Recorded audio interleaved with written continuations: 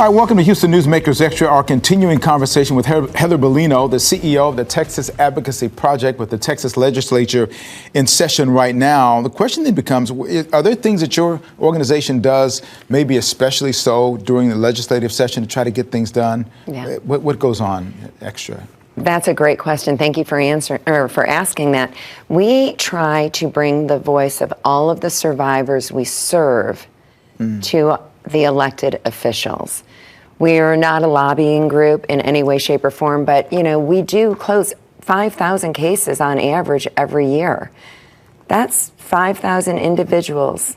When you say close 5,000 cases, Yes. What does that mean when you say close a case? That means that we've had a client come to us that needs a legal remedy or advice and counsel, and we speak to them, help them get their court orders, walk alongside them as they become empowered and in the restorative process, and get them the safety that they deserve in the long term. Because of the passion that it takes to do what you do, I would imagine that whenever you find or you are able to help solve somebody's issue or bring at least closure for the immediate period of time to their dangerous situation, it's almost like when somebody rings the bell when they clear cancer. Yeah. I would guess that's a moment of celebration for you to know that you've done that much to help somebody get normalcy. It is a huge moment of celebration for us because we are the ones that receive so many gifts from these clients. These people that have been abused for so long, when they have the courage to say no more, I need a little help, but they're the ones doing this. They're the ones that are taking that step to leave an abusive relationship. And remember, abuse is about power and control. They're taking back their control. We get to walk alongside them with the expertise we have to make that available to them. And when it's done and they get that court order, oh yeah, it's a beautiful day at Texas Advocacy Project. I would imagine it is, as they get a chance to start out a new life. Whatever they had, they can leave that behind. I've looked at some of the statistics about what's going on. Eye-opening, 41% of women and 26% of men have experienced sexual violence, physical violence, and or stalking by an intimate partner. 61 million women, 53 million men have experienced psychological aggression by an intimate partner in their lifetime as well.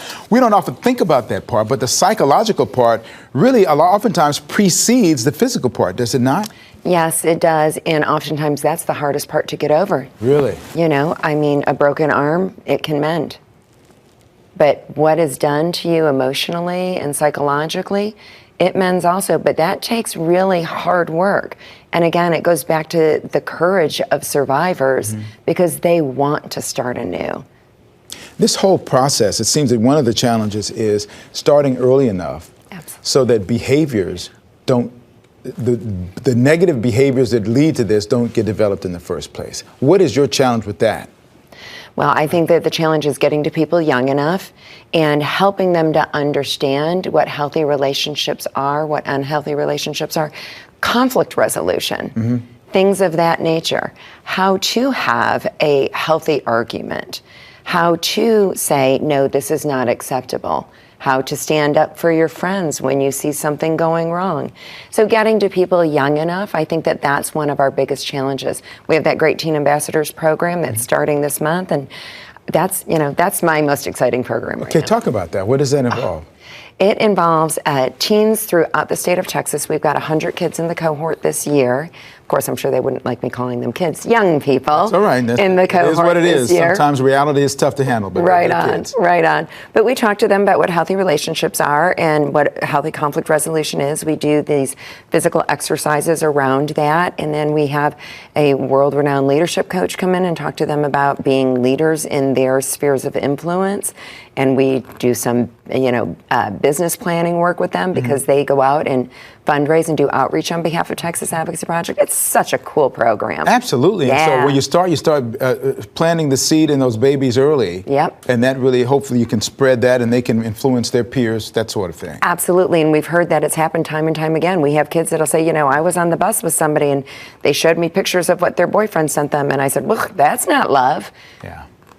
For that kid to say that's not love, to understand that difference, it's wonderful. On our program, you talked about the article you wrote about family physicians and the role that they can play. Talk about that again, because a lot of people aren't really aware of that. First of all, there are a lot of people who may not have a regular family physician to begin with.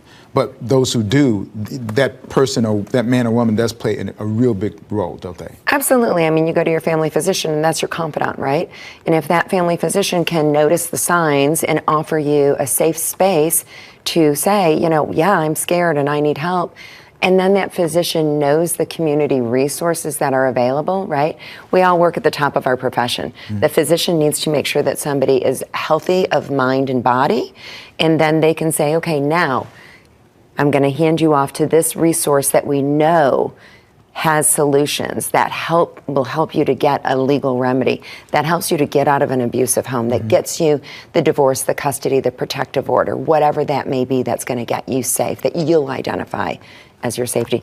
It's just wonderful to have these relationships. This is the Texas Advocacy Project. Heather Bellino is the CEO of that organization. This is the first part of a conversation that's a part of this week. KPRC2 is doing a week called Breaking Free. Hopefully you'll be able to tune in across all platforms as we talk about the ways that intimate relationships can go wrong, but better, how to not get into them and how to get out of them if you get into that circumstance. So please watch all of our information this week and use this Houston Newsmakers Extra and share it with everyone you know.